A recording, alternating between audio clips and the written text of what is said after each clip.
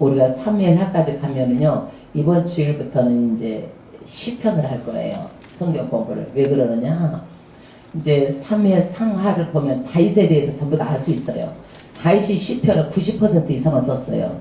그렇기 때문에 다윗의 심정을 시편에 다 들어있기 때문에 이제 시편이 열려요. 그래서 이제 여러분들이 이제 사무엘상 하를 어느 정도 하고 나면은 시편이 열리고, 왜 다윗이 이런 마음을 가지고 이렇게 했는지, 그 다윗이 하나님을 향한 마음을 우리도 알 수가 있어요. 할렐루야. 사무엘하 15장 말씀인데요.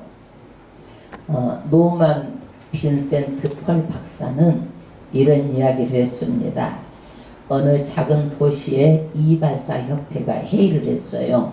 이 사람들이 참 도시를 깨끗하게 하고 우리도 좋은 일을 해보자 그래가지고 가장 먼저 누더기를 입고 술 취한 사람들을 깨끗하게 해서 정말 이 사람들이 변화되면 얼마나 우리 도시가 좋을까. 그래서 가장 먼저 이 일을 하기로 했어요. 그래서 이 사람들이 더러운 사람을 찾아가서 목욕도 시키고 이발을 시켜놓으니까 정말 사람이 달라 보여서 신사복까지 싹 입혀서 모자를 씌우고 그 사진을 찍어서 신문에 냈어요. 그러니까 많은 사람들이 참 술주정병이도 이 모습을 보고 감동을 받아서 이 사람들에게 치유만 시키면 되겠다 그래가지고 일자리를 주었어요. 그래서 내일 꼭 일자리 나와가지고 일을 하기로 약속을 하고 아주 철저하게 약속을 했는데 저 시간에 출근을 안 하는 거예요.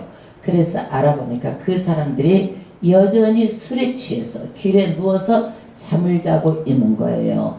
그러니까 이 말은 뭐냐, 아무리 사람이 외모로 이발을 하고 좋은 옷을 입혀서 그렇게 한다 할지라도 내면이 바뀌지 않으면 아무 소용이 없다라는 거예요. 그래서 사람은 내면이 바뀌어야, 내가 생각하고 있는 것이 바뀌어야지 온전하지, 우리가 겉으로 모양만 가지고 한다 할지라도 내면이 바뀌지 않으면은 사람이 소용이 없다라는 거예요. 오늘 압살롬도 외모는 기가 막혀요. 너무 멋있어요. 거기 이스라엘 중에서 이만큼 잘난 남자가 없다라는 거예요. 그러나 내면이 변화되지 않는 거예요.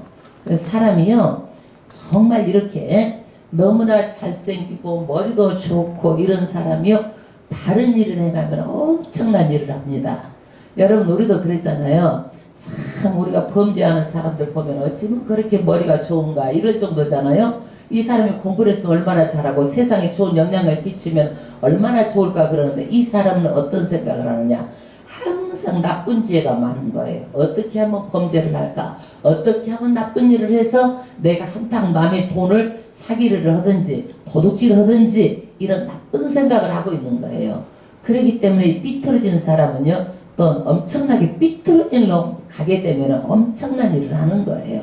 그래서 우리는 속 마음이 제대로 되어야 좋은 엄청난 일을 하는 것이지, 머리만 좋으면은요 나쁜 길로 가게 되면 또 엄청나게 나쁜 일을 하는 거예요. 오늘 마찬가지로 압살롬은 누구냐, 다윗의 아들이에요. 아들인데 오늘은 그 아버지한테 정말 이스라엘에게 엄청난 나쁜 일을 하는 거예요. 나쁜 일을 해요. 다윗은 누굽니까? 다윗은 이스라엘 왕이죠. 그런데 다윗이 뭘 범죄를 했어요? 남의 여자 밧세바 여인을 취한 사건으로 인해서 하나님의 심판을 합니다. 그 심판은 뭐냐, 칼이 떠나지 않고 재앙이 임하겠다고 말합니다. 그런데 그 아들 암논, 큰 아들이 이복 여동생 다말을 성폭행합니다. 그 성폭행했다고 그래가지고 이 압살롬이 누구를 죽여요? 암논을 죽이고 도망을 갑니다.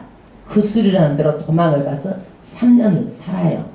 3년을 지내는데 누가 또 데리고 오는데 앞장서서 데리고 오느냐, 14장에 보면은요, 그 요압 장군이 드고아에 아주 말을 잘하고 깨가 좋은 여자를 보내가지고 압살롬을 데리고 오도록 이렇게 회유를 합니다. 그런데 데려다 놨는데 2년 동안 다윗이 만나주질 않아요. 이거는 뭔 얘기냐, 아들이니까 마음에 있지만 감정이 풀리지 않은 거예요.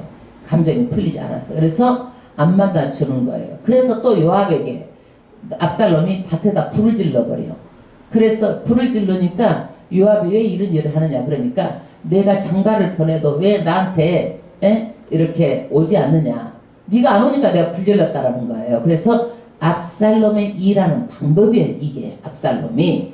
그래서 압살롬이 불을 지르니까 그래 뭐 하려고 나를 불렀느냐 요압이 압살롬에게 물어보니까 우리 아버지랑 좀 만나게 해달라는 거예요. 그래서 이 요압이 다윗하고 압살롬이 만날 수 있도록 이제 중간에 다리를 놔줍니다.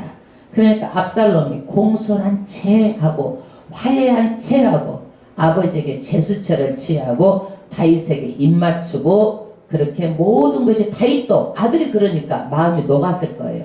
그런데 압살롬은요 어떻게 해요? 그 마음이 용서가 안 됐었던 것 같아요. 아버지에게. 아버지가 나를 여기 데려다 놓고 2년 동안 나를 안 불러? 내 얼굴을 안 봐? 이런 감정이 아마 쌓였던 것 같아요. 그런데 이 요압은 누구냐? 다윗의 군대장관이에요. 그런데 요압은요 자기가 머리를 쓴 거야. 이제 다윗도 늙으니까 다윗의 다음 대통령 왕은 누군가? 압살롬이 왕이 될 수 있다. 그러니까 압살롬에게 지금 충성을 해가지고 자기가 그 후위를 보장을 받으려고 압살롬을 자기 이익을 위해서 데리고 오지만 이것들이 엄청난 일이 일어나는 거예요. 엄청난 일이 어떻느냐? 압살롬이 쿠데타를 일으켜요. 여러분 쿠데타가 뭐예요? 정권을 교체하는데 무력으로 빼앗는 것이 쿠데타예요. 무력으로 빼앗는 것이 쿠데타예요. 그러니까 자기 아버지를 칼로 무력으로 지금 정권을 왕 자리를 노리는 거예요. 그래서 이 압살롬이 이 일을 하기 위해서 오랫동안 준비한 것을 알 수가 있어요. 그래서 가장 먼저 무엇을 준비하느냐? 자기의 행동대원들을 준비를 합니다. 1절 합독하겠습니다. 몇 장 1절이에요? 15장 1절 합독하겠습니다. 이후에 압살롬이 자기를 위해서 병거와 말들을 준비하고 그러니까 자기가 쿠데타를 일으키기 위해서 병거, 말들을 준비하고 그 다음에 전배 50명을 세우니라. 이게 전배가 뭐냐면요. 우리가 이제 쉽게 지금으로 설명을 하면 여러분들이 이해가 갈 수 있도록 쉽게 설명을 드리면 대통령이 가면은요. 오토바이 부대가 쫙 옆으로 가잖아요. 이게 호위무사들. 이게 전배예요. 그러니까 자기가 이렇게 쫙 가는데 전배 50명이 자기를 싸고 가는 거예요. 왕처럼. 자기는요. 그러니까 왕자가 이렇게 행차하는데 왕이 행차하는 정도로 전배까지 대동을 하고 이렇게 사람들한테 나는 왕감이다라는 것을 보여주는 거예요. 그래서 이것들을 오랫동안 생각해 오니까 자기가 왕에 대한 이런 과대망상이 걸린 것 같아요. 그러니까 우리도 보면은요, 내 소원이 너무 많으면은요, 뭐세요? 과대망상에 사로잡힐 수 있어요. 우리가 믿음하고 과대망상은 잘 살펴야 돼요. 내 소원이 너무 강력하면 이것이요, 내 소원이 어떻게 분명히 이것이 이루어지는 걸로 이것을 과대망상에 걸리는 일도 있어요. 그러니까 믿음하고 과대망상을 잘 우리는 구분을 해야 돼요. 두 번째는 압살롬이 어떻게 하느냐? 자기가 왕이 되려면 사람들한테 어떻게 해야 돼요? 인기작전이 있어야 되잖아요. 인기작전을 펴는 거예요. 그래서 아버지는 깎아내리고 자기는 올리는 거예요. 이거를요. 우리도 가만히 보면 그렇잖아요. 상대를 벌써 깎아내리고 나를 올리고 너희가 잘했다 이거예요. 다 뭐든지. 그러는 것은 뭐냐? 다윗도 똑같이 아버지는 무능하다. 그러면서 자기는 그 속에가 뭐였어? 나가 낫다라는 거예요. 사람들에게. 민심을 움직이는 거예요. 이제 합독하겠습니다. 압살롬이 일찍이 일어나 성문 길 곁에 서서, 이 성문은 뭐냐면 사람들이 많이 왔다 갔다 하는 곳인데 재판하는 장소예요. 압살롬이 일찍 재판하는 자리를 가로채서 잠도 안 자고 일찍 아주 가로채가지고 여기 성문에 아주 딱 서 있는 거예요. 압살롬이. 그럼 여기는 누가 오는 거예요? 재판하러 사람들이 오는 거예요. 그 다음 절, 어떤 사람이든지 송사가 있어 왕에게 재판을 청하러 올 때에 그 사람을 불러서 이르되 너는 어느 성 사람이냐? 그 사람이 대답이 종은 이스라엘 아무 지파에 속하나이다 하며, 할렐루야. 그때 재판을 청하러 오면 먼저 선수 치는 거예요. 압살롬이 정말 잘생긴 데다 그냥 머리가 엄청나게 그냥 멋있고 아주 그냥 이런 사람이 먼저 맞아가지고 무슨 일 오셨습니까? 이렇게 하면서 묻는 거예요. 그러면 무슨 일 오셨어요가 아니라 너는 어느 성 사람이냐 물는 거예요. 무슨 일로 왔어요? 물어봐야 되는데 어느 성 사람이냐. 그러니까 사건을 중요하지 않는 거예요. 이 사람은. 그러면서 어느 지파에 속하였다 이렇게 말하면 백성들에게 마음을 얻을 수 있도록 이제 이 사람이 좋은 말만 해주는 거예요. 사람들에게. 3절 압살롬이 저에게 이르기를 내 일이 옳고 바르다 나는 할렐루야 좌우지간 좋은 말만 해주는 거예요. 좋은 말만. 재판은 어떻게 해요?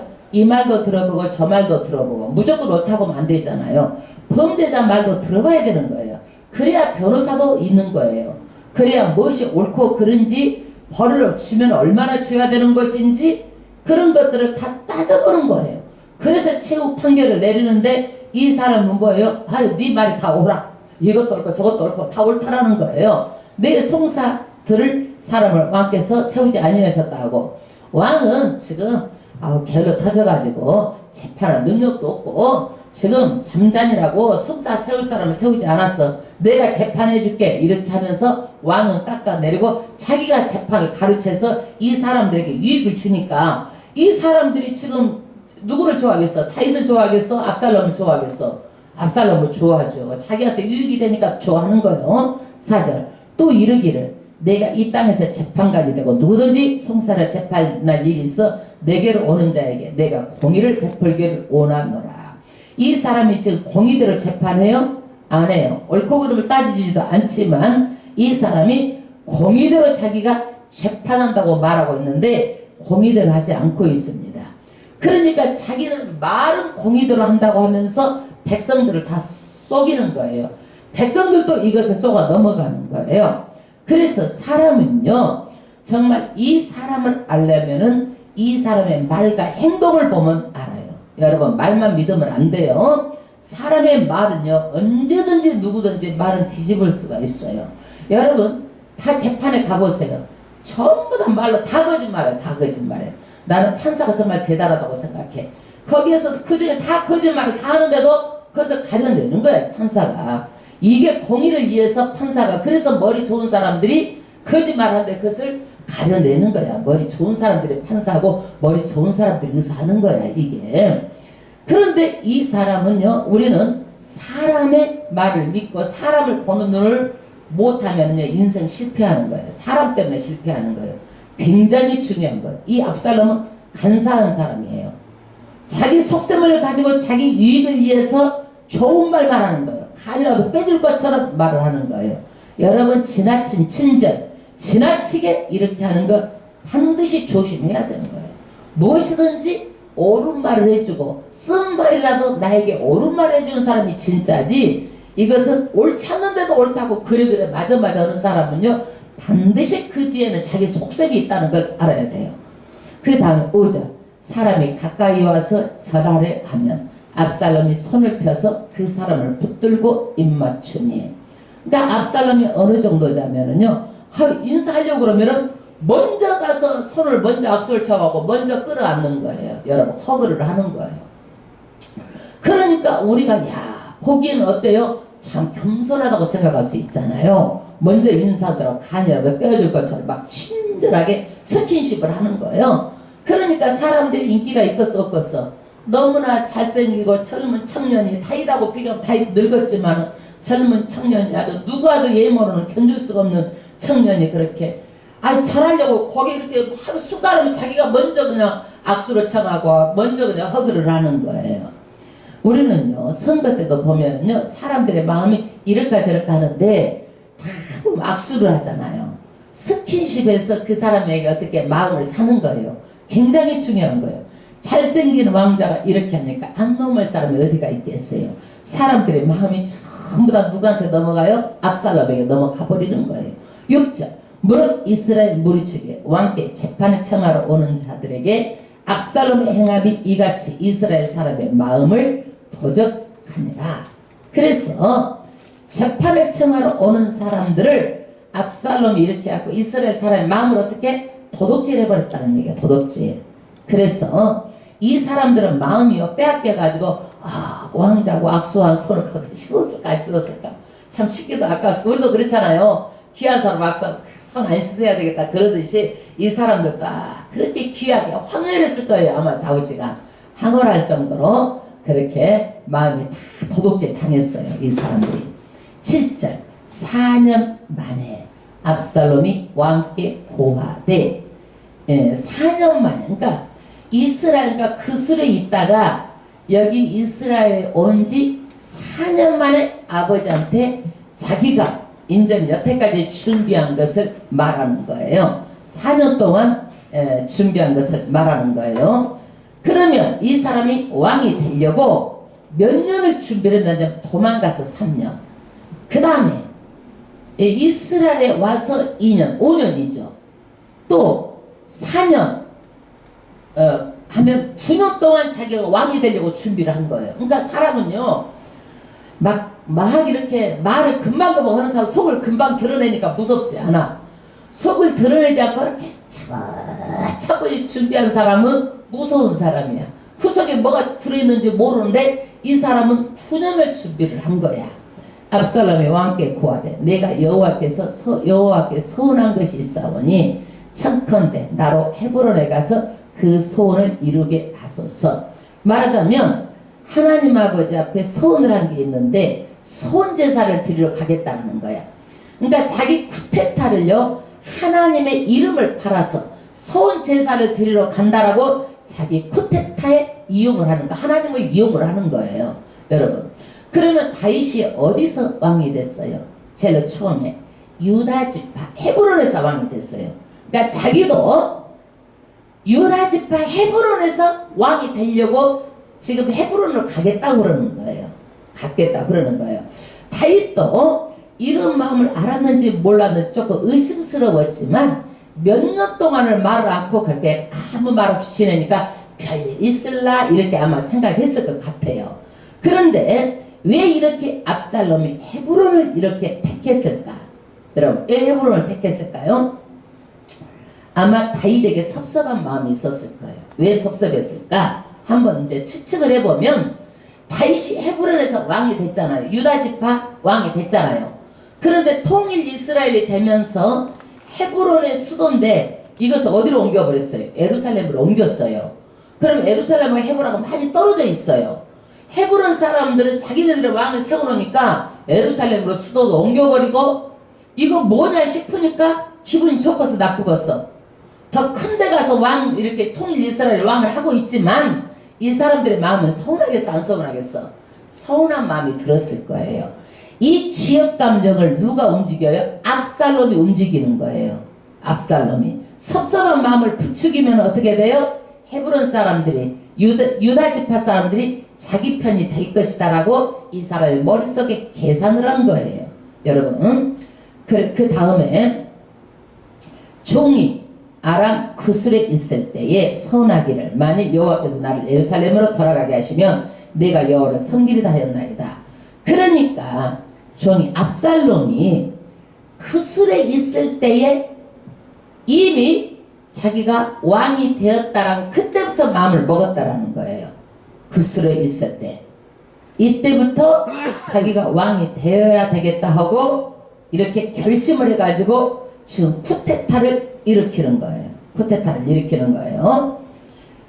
이렇게 사람은요 마음속을 안 드러내는 사람도 무섭고 마음을 안 드러내니까 얼굴에 변화도 없어요. 변화도 없어요.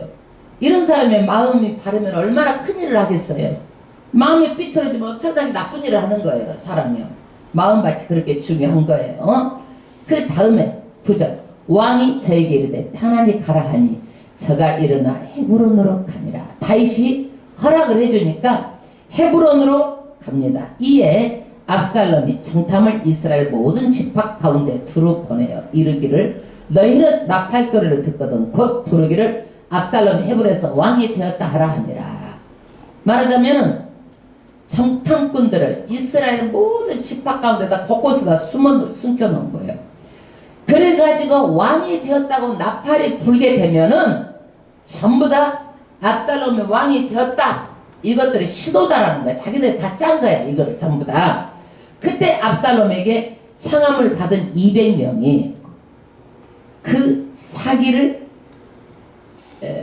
그 시기를 알지 못하고 아무 뜻 없이 예루살렘에서 저와 함께 갔으며 할렐루야. 여기에서 헤브론을 갈 때에 압살롬이 데리고 간 사람들 몇백 명이에요? 200명이에요. 이 사람은 다윗의 신하들이에요. 다윗의 신하들. 그러니까 다윗의 신하들을 쿠데타에 데리고 가는 거예요. 쿠데타가 일어났는데 다윗의 신하를 할지라도 거기서 칼로 목에다 들이대고 너 다윗을 섬길래 나를 섬길래 그럼 그 자리에서 누구를 섬기겠어? 이 신하들이요. 다 압살롬을 섬기겠죠. 그러니까 다윗의 신하 200명을 전부 다 데리고 가는 거예요. 여러분 네 분이 있어서 이렇게 되면은요 뭐가 문제인 줄 알아요? 사람을 그 신하들이 어느 편에 서느냐에 따라서 이것이 정해지는 거예요.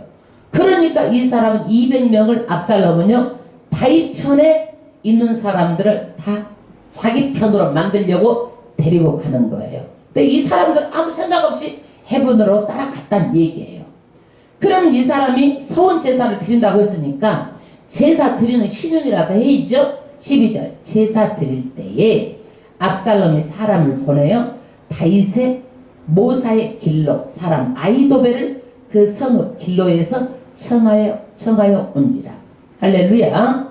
이 아히도벨은 어떤 사람이냐? 다윗의 신복 중에 신복. 모든 정치의 모략은 다 아히도벨에서 나오는 거예요. 그러니까 이 사람은 제사장인데 이 제사를 드릴 때 누구를 데리고 오는 거예요? 아히도벨을 데리고 오는 거예요. 자기 편으로 삼는 거예요. 이 아히도벨은 누구냐? 이 밧세바가 자기 외손녀예요. 외손녀. 그러니까 다윗이 자기 외손녀를 그랬으니까 속으로는 저 나쁜 놈 찰쌀거는 외손녀를 갖다가 이렇게 했어? 이렇게 해가지고 마음으로 섭섭한 마음이 있었겠죠. 그러니까 압살롬 또 이 사람도 포섭을 하는 거예요. 아히도벨은 정치 구단이야. 말하자면 이 사람 대단한 사람이에요. 그러니까 이 아히도벨도 어때요? 압살롬 편에 지금 쿠데타의 중심에 서는 그런 인물이 돼버리는 거예요. 그러니까 다윗의 신복 200명 제사장 아히도벨까지 전부 다 누구 편에 다 서 있다고 보면 돼요? 압살롬 아들 편에 서 있는 거예요. 그 반역하는 일이 커가며 압살롬에게로 돌아온 백성이 많아지니라. 이렇게 아히도벨까지 압살롬에게 이렇게 오니까 백성들의 민심도 다 누구한테 돌아서는 거예요? 압살롬에게 돌아서는 거예요. 줄수기 바쁜 거예요. 압살롬에다가 한 자리 해 먹으려면. 13절 사자가 다윗에게 와서, 그러니까 이 말을 전하는 신부문꾼이 다윗에게 와서 고하되 이스라엘의 인심이 다 압살롬에게로 돌아갔나이다 하니라. 그러니까 이제는 이스라엘의 인심이 누구한테 돌아가서 다윗의 편에 있던 사람들도 전부 다 압살롬에게 왕이 될 줄 알고 돌아섰다라는 얘기예요. 그래서 외부의 적은 죽자고 싸우면 되지만 내부는요 책사들의 전쟁이에요. 얼마나 머리가 있고 똑똑하고 나를 지지해줄 그런 사람들이 내 옆에 많으면 내가 왕이 되는 거예요. 그래서 우리나라도 보면은요 많은 사람들의 인재 등용, 그러니까 막 국가에서 정책적으로 어떤 인재를 막 자기 당으로 영입하려고 하는 거, 이런 것들이 뭐예요? 자기 당에 이런 인재가 있는 것이 나라의 성패가 있기 때문에 자기 당의 성패가 있는 거예요. 말하자면은 지금도 여당에서 정말 국민들이 원하는 아주 대단한 능력 있는 사람을 여당의 당대표가 된다. 그러면 사람들 다 찍잖아요. 그 사람이 나라 왕이 될 수 있는 거예요. 그래서 이 내적인 일에는요 책사들의 전쟁이에요. 책사들. 그러니까 200명도 압살롬의 편, 아히도벨도 지금 압살롬의 편. 그러니까 지금 다 누구한테 사람들이 다 알고 압살롬이 왕이 되겠어고 전부 다 지금 압살롬에게 다 줄을 섰다는 얘기예요. 지금 할렐루야. 지금 여보세요. 그 다음에 다음 절 보겠습니다. 다윗 14절 합독하겠습니다. 다윗이 예루살렘에 함께 있는 모든 신복에게 이르되 일어나 도망하자. 다윗이 이것을 감지하고 판세를 감지하고 도망하기를 결심하고 자기 신복들에 빨리 도망하자라는 거예요. 여러분 다윗은요 싸움꾼이에요. 전적의 달인이에요. 그런데 다윗이 도망하기로 지금 결정을 하는 거예요. 그렇지 아니하면 우리 한 사람도 압살롬에게 피하지 못하리라. 빨리 가자. 두렵건대 저가 우리를 급히 따라와서 해하고 칼로 성을 칠까 하노라. 그래서 다윗이 도망하는 길을 지금 택합니다. 15절 왕의 신복들이 왕께 고하되 우리 주 왕이 하고자 하시는 대로 우리가 행하리이다 하더라. 그래서 신복들도 지금 도망가자고 해서 도망갈 준비를 합니다. 도망가는데 16절에 왕이 나갈 때 권속은 다 따르게 하고 후궁 10명을 남겨두어 궁을 지키게 하니라. 후궁 여자 자기 마누라 10명은 다 놔두고 가는 거예요. 신복들만 데리고 가고. 그런데 이 남겨둔 후궁 10명을요 옥상에 텐트를 치고 압살롬이요 대낮에 다 범해버려요. 이 자기 아버지의 후궁들을요. 예, 그러니까 이 다윗이요 백주 대낮에 이 모든 것들을 다 신하들이 보는 앞에서 압살롬이 다 후궁들을 욕을 보이는 거예요. 그러니까 너는 밤에 몰래 밧세바를 그랬거니와 너는 앞으로 어떻게 백주 대낮에 그런 일을 당한다라고 하나님의 심판이에요. 이게요. 예, 심판이에요. 17절 왕이 나가매 모든 백성이 다 따라서 벳메르하게 이르러 머무니 벳은 뭐냐면요 집이에요. 집. 벳. 예. 베들레헴 하면 떡집. 베들레헴은 떡집. 들레헴은 떡이에요. 그럼 떡집. 베들레헴은 떡집이에요. 메르학은 뭐냐? 벳메르학은요 먼 곳, 먼 집이란 뜻이에요. 벳은 집이죠. 메르학은 멀다. 그래서 먼 집에 이르니, 그러니까 자기 아마 이 다윗의 별장 같은 곳에 아마 지금 이르렀어요. 모든 신복이 그 곁으로 지나가고 모든 그렛 사람과 모든 블렛 사람과 및 왕을 따라 가드에서 온 600인이 왕의 앞으로 진행하니라. 이때 따라가는 사람들이 누구예요? 그렛 사람들. 이 사람들은 어떤 사람이냐면요 사형을 집행할 때 하는 사람들 그렛 사람들이야. 이 사람들. 그 다음에 블렛 사람. 이 사람들은 뭐냐면 호위 친위 부대들. 다윗이 왕이 가면은 다 호위 부대들 있잖아요. 이 사람들. 그 다음에 600명은 뭐냐? 다윗이 왕이 되기 전에 숨어서 다닐 때에 600명들이 같이 따라다녔던 사람들, 다윗과 함께 움직였던 사람들, 이 사람들이 같이 지금 도망을 가는 거예요. 지금요. 도망을 가요. 그런데 그때에 망명을 가는데 어떤 가드 사람 이때라는 사람이 19절에 나옵니다. 이때가 지금 망명한 이때는 가드 사람이면 블레셋 사람이에요. 블레셋 사람이 지금 이스라엘에 망명 와서 사는 거예요. 그런데 이 사람이 지금 어떻게 해요? 이 사람을 다윗이 이제는 나도 내 몸을 어떻게 할 수가 없어. 너도 빨리 어디 도망가. 니네 뭐 나라로 가든지 뭐 이렇게 하니까 하라고 그러는 거예요. 지금 19절에. 그때 왕이 가드 사람 이때에게 이르되 어찌하여 너도 우리와 함께 가느냐. 너는 쫓겨난 나그네니 돌아가서 왕과 함께 내 곳에 있으라. 말하자면 다윗이 너도 신변 안전을 보호하기 위해서 지금 부하 안위를 챙겨주는 거예요. 이게 망명 온 사람까지 챙겨주는 거예요. 다윗이 이런 마음이에요. 굉장히 다윗은요 자기를 믿고 이렇게 온 사람들 한 사람 한 사람을요 자기가 도망가는 과정에서도 이렇게 다 챙겨주는 거예요. 20절 너는 어제 왔고 블레셋에서 너는 망명 왔지 않느냐. 나는 정처 없이 가니 지금 내가 도망가면 정처 없이 간다 이거야. 어디로? 오늘날 어찌 너로 우리 함께 유리하게 하리요. 너도 돌아가고 내 동포들도 돌아가라. 말하자면 나는 지금 또 돌아다닌다. 도망가면 그러니까 너는 돌아가라. 내 동포들도 데리고 가라. 네가 데리고 온 식소들도 다 데리고 가라. 나를 따라오지 말라라는 거예요. 은혜와 진리가 너와 함께 있기를 원하노라. 그런데 이때가 21절 이때가 왕께 대답하여 가로되 여호와의 사신과 우리 주 왕의 사심으로 맹세하옵나니 진실로 내 주 왕께서 어느 곳에 계시든지 무릇 사생하고 종도 그것에 있겠나이다. 왕이 죽으면 죽고 왕이 살면 살고 종도 여기 따라가겠다라는 이때라는 사람이. 그러니까 이때라는 사람도요 대단한 사람이죠. 그러니까 사람이 의리가 있는 거야.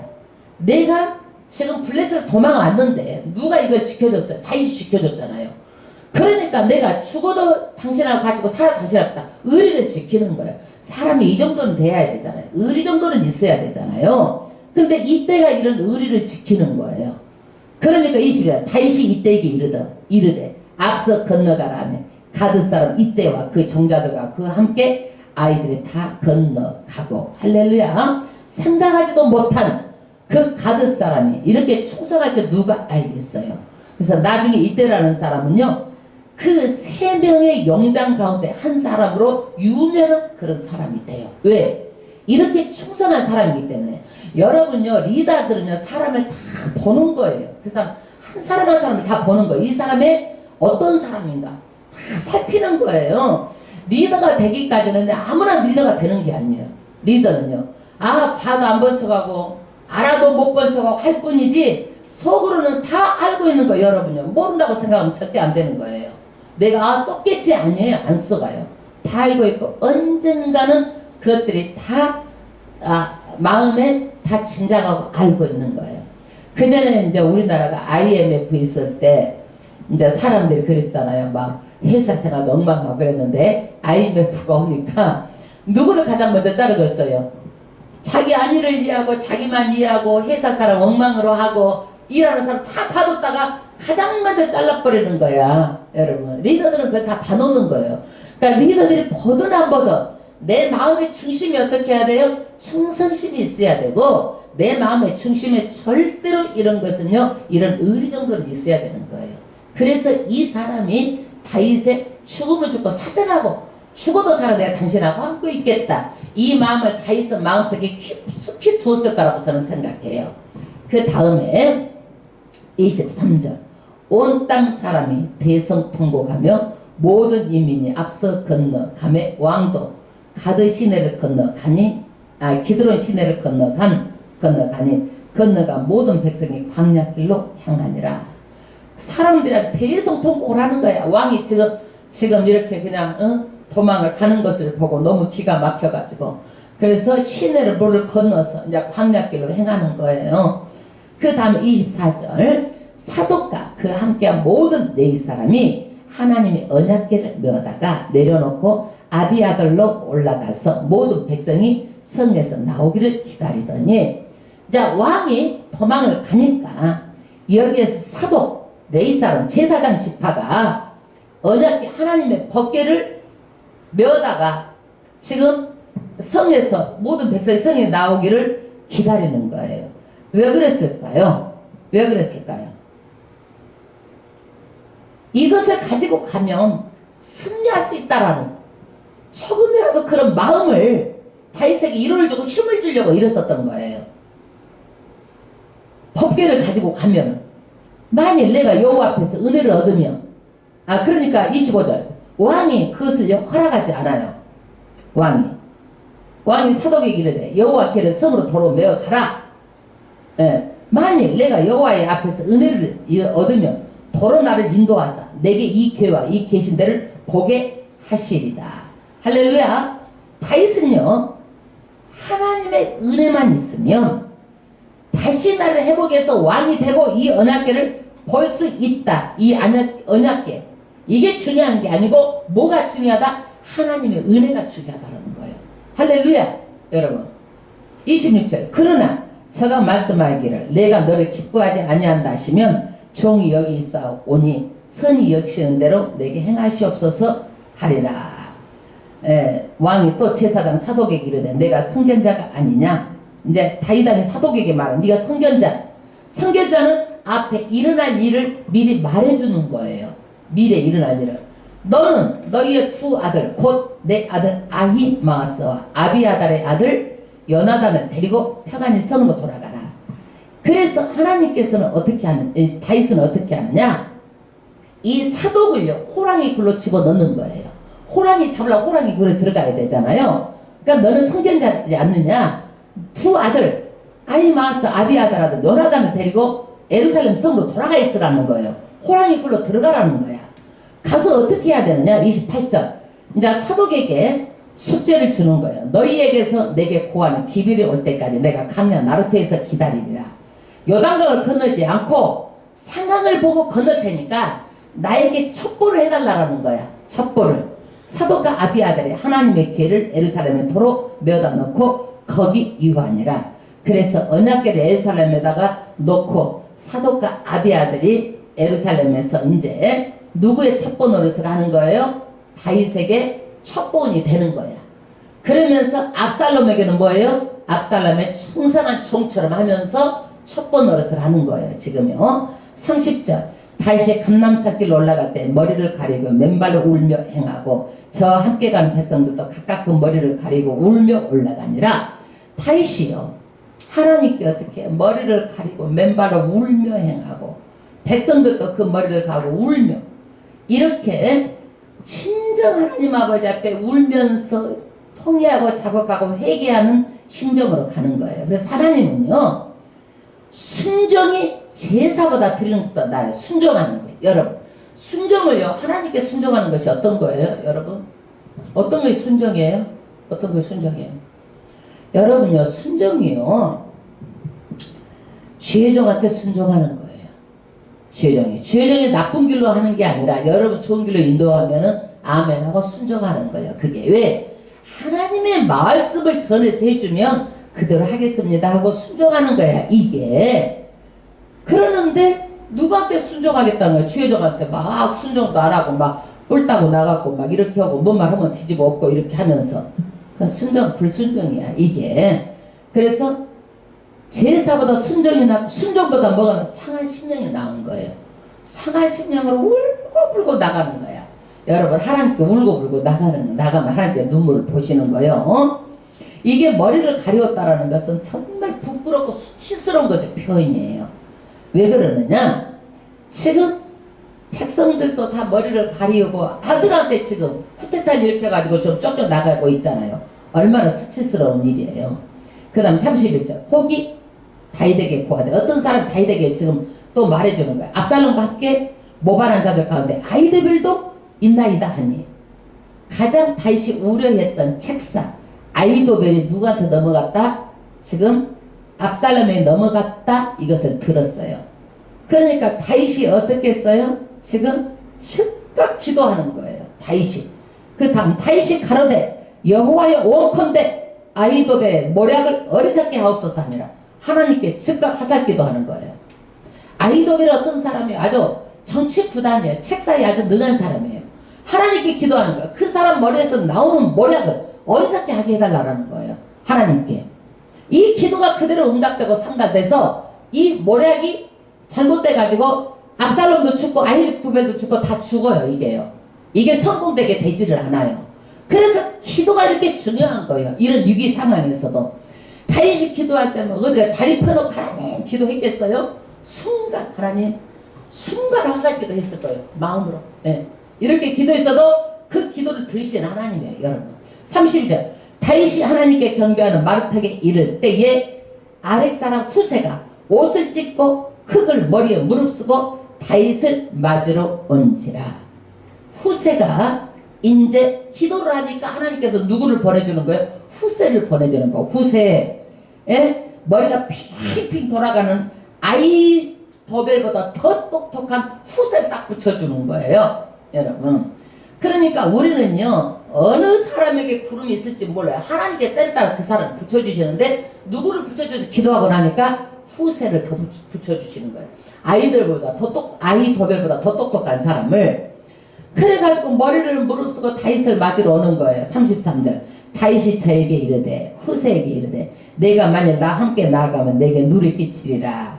후세에게 배려를 하는 거예요. 나 함께 가면은 너 좋은 일 안 본다 말하는 거예요. 34절 그러나 내가 만일 성으로 돌아가서 압살롬에게 말하기를 왕이여 내가 왕의 종이니이다. 이 왕에는 왕의 부친이 종이었더니 내가 이제는 왕의 종이니다 하면 너희가 나를 위하여 아히도벨의 모략을 패하게 하리라. 그러니까 네가 지금 후세가 지금 할 일은 뭐냐? 압살롬에게 가가지고 그전에는 내가 다윗을 섬겼는데 이제는 내가 압살롬의 충성한 총이 되겠다고 그 앞에 가서 충성 맹세를 하고 거기 밑에 가서 일을 하라는 거야. 호랑이 굴에 가서 일을 하라는 거야. 지금 작전 참모로 후세를 지금 어디다 보내는 거예요? 호랑이 굴로 보내는 거예요 지금. 그럼 이 사람의 작전 참모 아까 누구예요? 아까 거기 다른 사람 두 사람은 누구예요? 그 사람은 신부를 말하고 후세가 말하면 그 사람들은 신부라면 그 전달이 누가 다윗에게 얼른 오고 예, 그것을 지금 다윗이 전략을 짜는 거예요. 다윗도 자기가 전략이 아주 능한 사람이에요. 35절 사독과 아비아달 두 제사장이 너와 함께 거기 있지 않냐. 야 거기 예루살렘 성에 가면은 사독과 아비아달 두 제사장이 이미 거기 있어. 내 사람 있어. 그러니까 너는 궁중에서 무엇을 듣든지 사독과 아비아달 두 제사장에 구하라. 고급 정보를 사독과 아비아달에 흘려. 그 사람 내 편이야.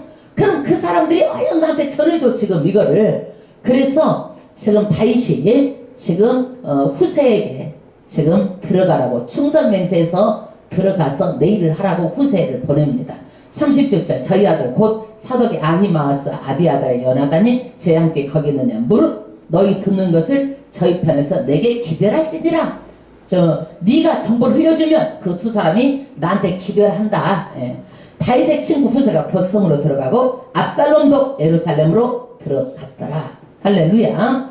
그래서 밧세바 이 일의 원인으로 지금 이 가정에 칼이 떠나지 않고 백주 대낮에 자기 아이프들이 밤에 했지만은 그렇게 낮에 되는 그런 심판을 받게 되고 이 정책이 아히도벨의 다 머리에서 나오는데 이것을 하나님께 기도했더니 누구를 보내요? 아히도벨보다 더 똑똑한 후세를 보내가지고 모든 것을 다 기도한 대로 모든 것을 다 무력화시켜버리는 거예요. 그래서 이것을 통해서 다윗이 정말 하나님께 회개하고 다시는 다윗이 이 죄를 지었을까 안 지었을까 안 지었을까 이렇게 큰 심판을 받으니까.